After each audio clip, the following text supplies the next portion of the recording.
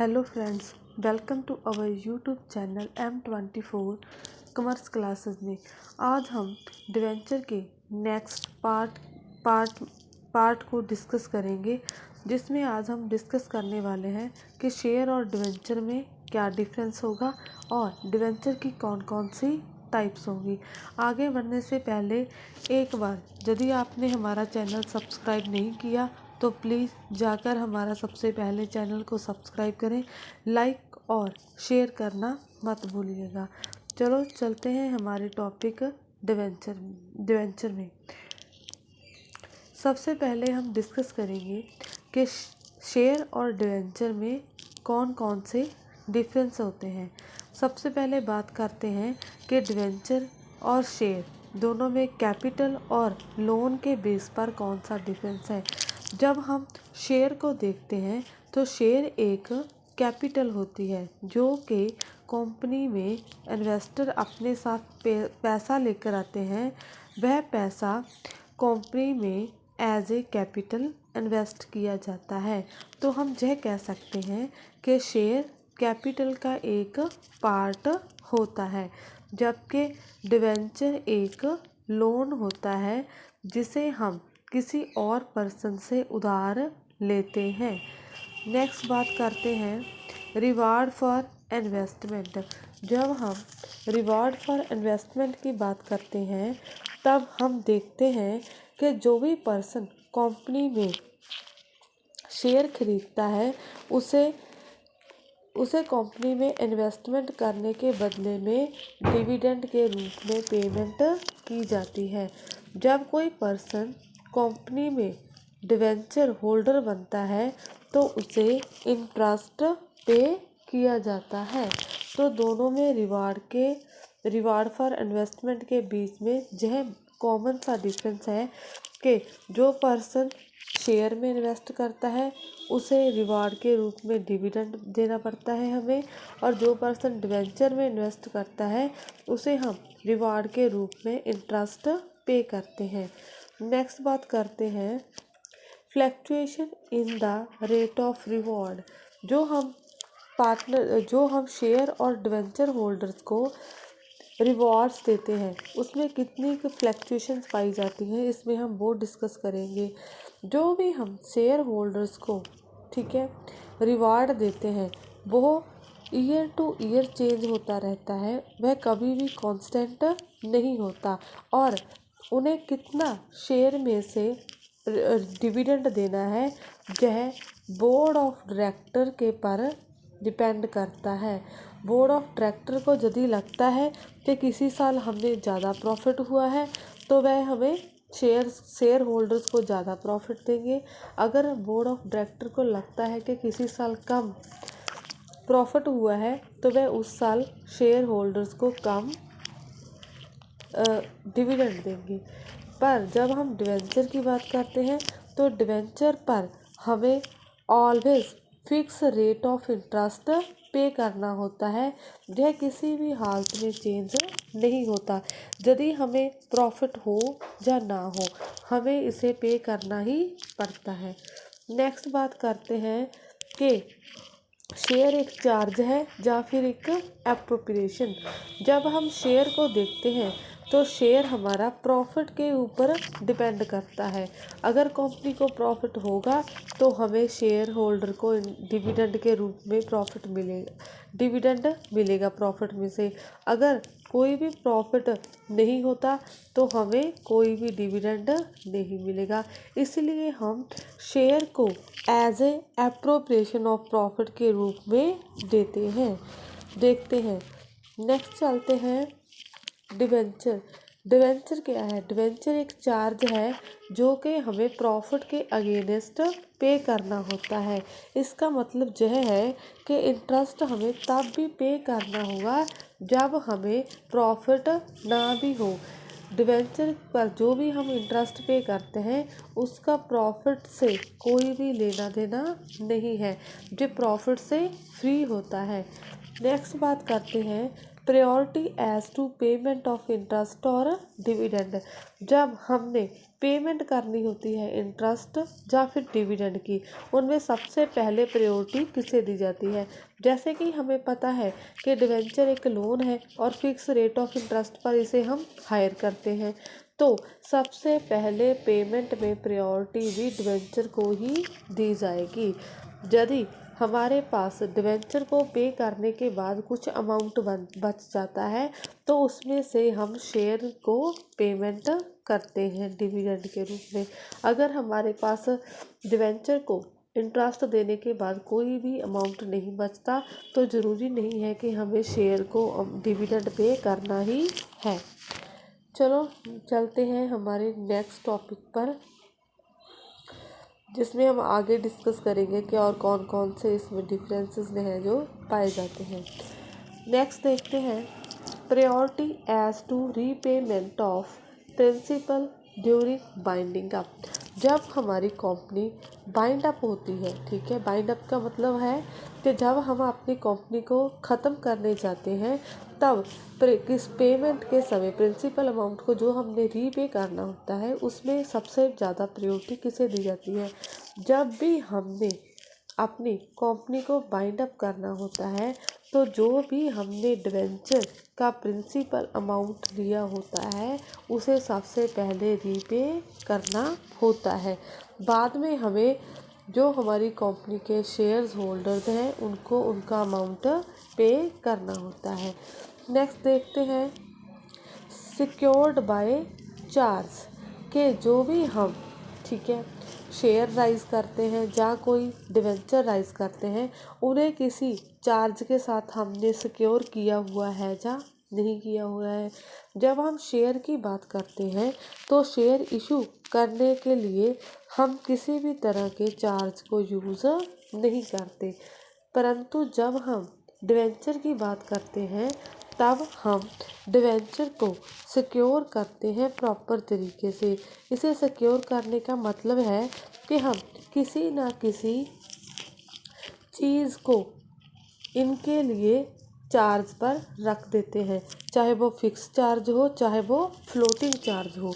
दो तरह के चार्जेस होते हैं, एक फिक्स चार्ज होता है जिसमें हम एक स्पेसिफिक एसेट्स को, ठीक है, डिवेंचर होल्डर के पास गिरवी रख देते हैं ताकि उसके बदले में हमें वह डिवेंचर जारी कर सके। और एक होता है फ्लोटिंग जिसमें हम एक फिक्स एसेट्स तो नहीं रखते, जितने भी कंपनी के टोटल एसेट्स होते हैं उन सभी को हम गिरवी के रूप में रखकर डिवेंचर जारी करवा सकते हैं।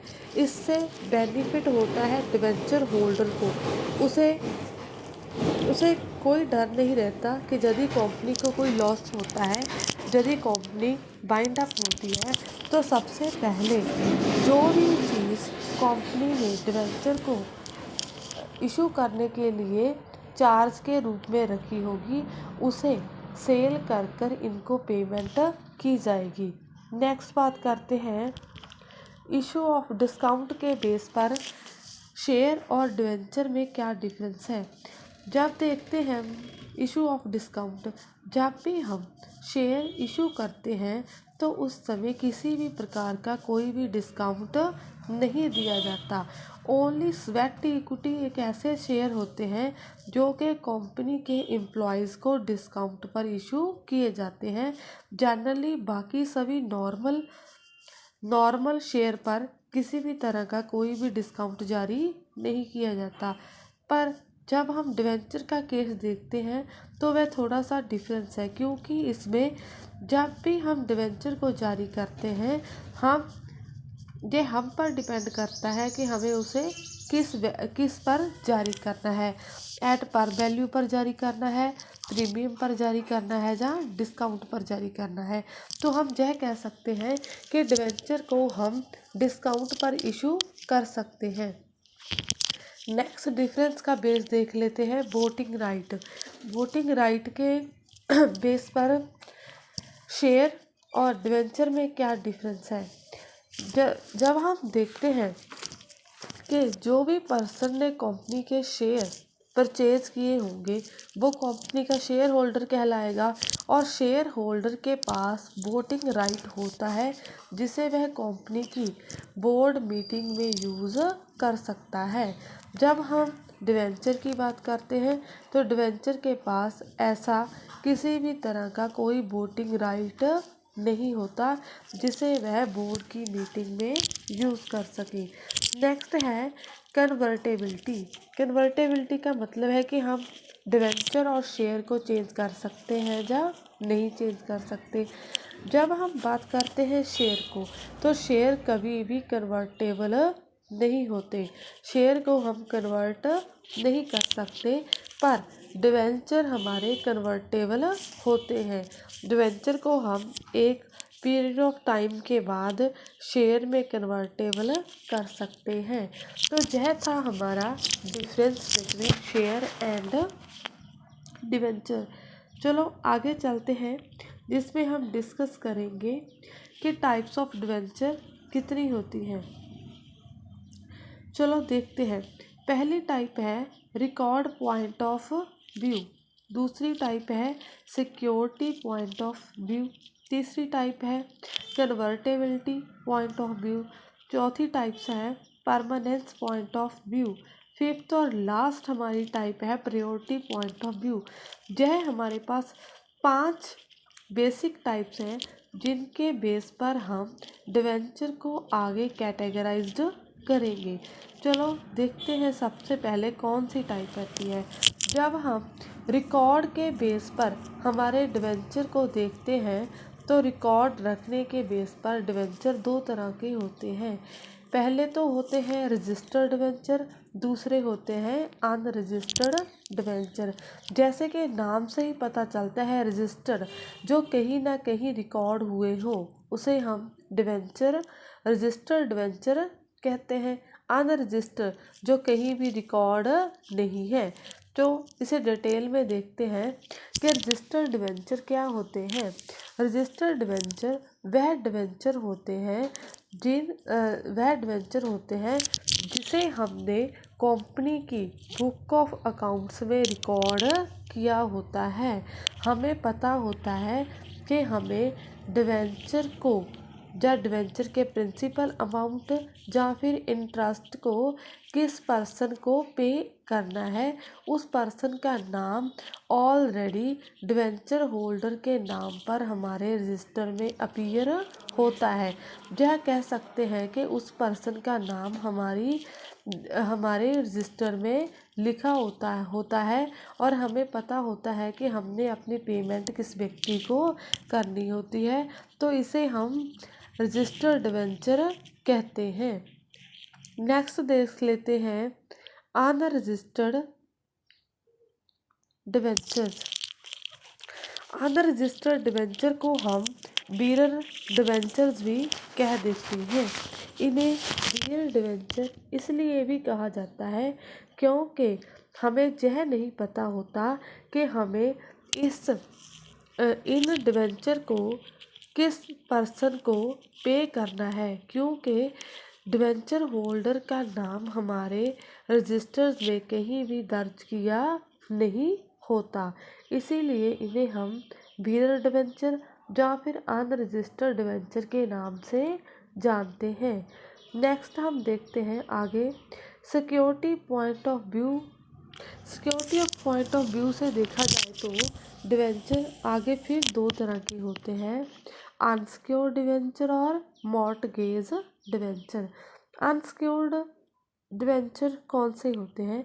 अनसिक्योर्ड डिवेंचर वह डिवेंचर होते हैं जिन पर कोई भी चार्ज नहीं लगा होता। चार्ज जैसे हमने डिस्कस किया है पहले कि डिवेंचर जारी करने के लिए हम डिवेंचर होल्डर के पास कोई ना कोई एसेट्स चार्ज के रूप में गिरवी रख देते हैं, ताकि जब कंपनी लॉस में चली जाती है और उसके पास पेमेंट करने के लिए प्रॉपर अमाउंट नहीं होता, तो जो भी एसेट्स कंपनी ने डिवेंचर होल्डर के पास चार्ज के रूप में गिरवी रखा होगा, कंपनी वह एसेट्स को सेल कर अपने डिवेंचर को वापस लेगी। तो अनसिक्योर्ड डिवेंचर में इस तरह का कोई भी चार्ज कंपनी ने गिरवी नहीं रखा होता। मॉर्टगेज में हम कह सकते हैं कि डिवेंचर को इशू करने के लिए